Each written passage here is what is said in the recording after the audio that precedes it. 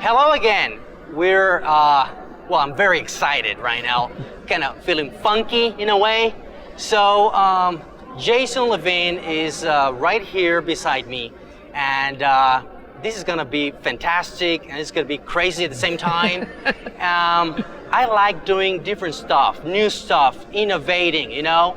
At the end, every day the world's changing, and Jason, thank you very much for accepting our invitation. Thank you so much for being here. I definitely like your approach, a fresh approach to learning. Excellent. Yeah. Well, Jason, I watch you. You're like a rock star on YouTube, man.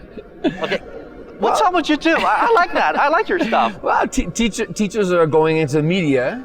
You know, there have been as we all know, many talented teachers at different points in time, but if you're in your classroom with the door closed, and you know, you have only your students usually know about what you're doing. So it's a really exciting time when teachers all over the world can bring their talents and bring them out and reach more people. And definitely. Now, for you guys who might not recognize Jason, probably probably you don't use the internet that much then. But anyways, Jason, the way I knew about him, it was because of hip hop teaching in a way, or using hip hop to help students improve their vocabulary or retain like verbs in past. You know, with typical pain, it's a headache all the time. So Jason, like for example, I remember it's very common, it's very usual. Students learning the irregular verbs in past, you know, and they have these very long lists. Yeah, what do you do with often them? in their pocket. I often ask, you know, does anyone have the regular verb list? And invariably one person is like, I've got it right here. Yeah, but are you learning them? Not really.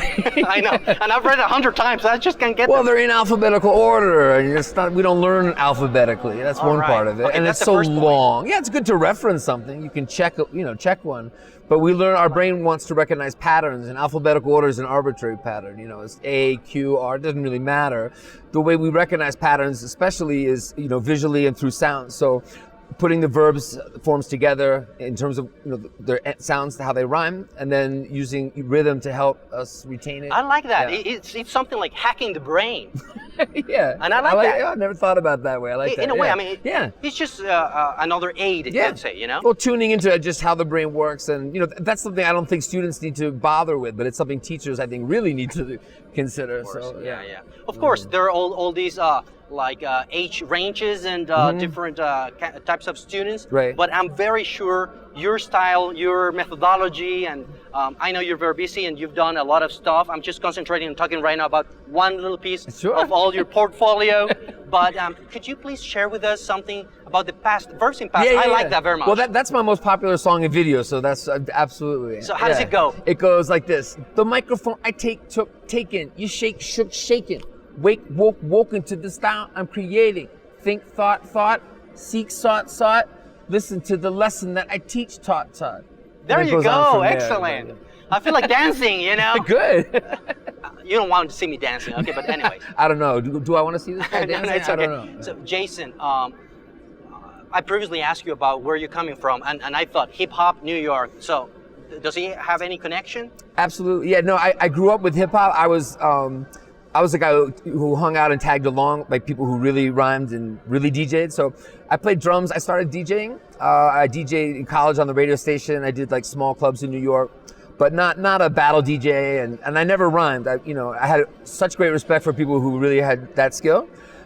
Teaching English as a second language, getting into language, making my own materials, and then realizing how music could really help students kind of just led me to combine the two. I'm not going to say something because probably some people could think like that would be street teaching or stuff like that. And no, really, the embassy of the USA is the one who brought you here. Yeah. Okay, so this must be serious. Well, it's interesting because as a teacher, what's really important to me, and I think important to language teachers in general, is giving students a solid base in standard dialect of a language. Then you can learn slang and other things, right? So, I'm controlling that as the writer of these songs. So my songs are, standard English, not because I'm not interested in dialect that you hear in hip hop, on the street, but this is a way that teachers and students can be sure that they're getting what they need to form that base. Oh, well, Now, could you tell us about your background in a way? You did mention the part about you were familiar to or friends of some guys who did music, but in terms of your education, could you share something about that? Yeah, I got a bachelor's in psychology and then was in a PhD program in psychology. Psychology, see, I told you about hacking the brain. Well, there's a lot of psychology and of course learning, but language learning, you really, and that's how, when I was in graduate school, I was interested in adolescence and identity development, but also in language learning and communication. So I wasn't sure where I was going with it. Actually went into the music business. I quit the graduate program. Didn't finish my PhD, and then after the music business, decided to get a master's in TESOL because I was so, interested in second language acquisition. And yeah, it's an amazing window into how the brain works, how we acquire second languages. So. And you also told me about some project you're currently working on, something like MOOC. Yeah, so a massive open online course, or MOOC.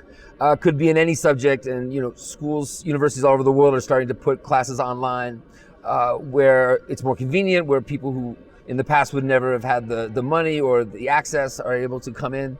This is incredibly exciting in our field. I started a MOOC for English language teachers in August. It's a month-long course. For teachers? Yep. Teachers at all levels, so pre-service, in-service, out of service. All right. And it consists of virtual classes taught by myself and other people I've invited in. And students can attend live in the virtual classroom, or they can watch later asynchronously if they don't have the time. So people it doesn't matter how much you work or how little time you have, you can be a part of this. And we're launching another one November 18th. We've already opened the enrollment. We have nearly 1,000 people. We're expecting to get 3,000 or 4,000 people. We're hoping for this. Wow. one. Yeah. So that's why you're a rock star. I saw you walking around here, people approaching you. What's your impression of Mextesol? This is your first time. Yeah, no, I mean, everything's new. I mean, the country's new to me, first of all, but yeah, and I've never been to Mextesol, so yeah, it's amazing to see the diversity of people here. Especially I was in Mexico City for a few days and blown away by just how big it is and how varied it is and the art, and yeah, I really liked it. So super. Finally, would you please share like the YouTube link or your webpage or anything for the guys who like your stuff and I appreciate that, connect of course. with you? Yeah, I mean the easiest thing to remember is the name I use for my music and videos is Fluency MC. That's me, Fluency MC, in the place to be with ELT, Mextesol, the next real soulful. I don't know, but the way to remember just Fluency MC. If you Google that, you'll see my YouTube channel and website, or caloandspark.com, but that's harder to remember unless we write it down. Fluency MC, I think, is the best. Fluency MC, and then you'll see, and my website will have the link to the MOOC, which is totally free to join. So people come in, they're like, is it really free? But it really is free.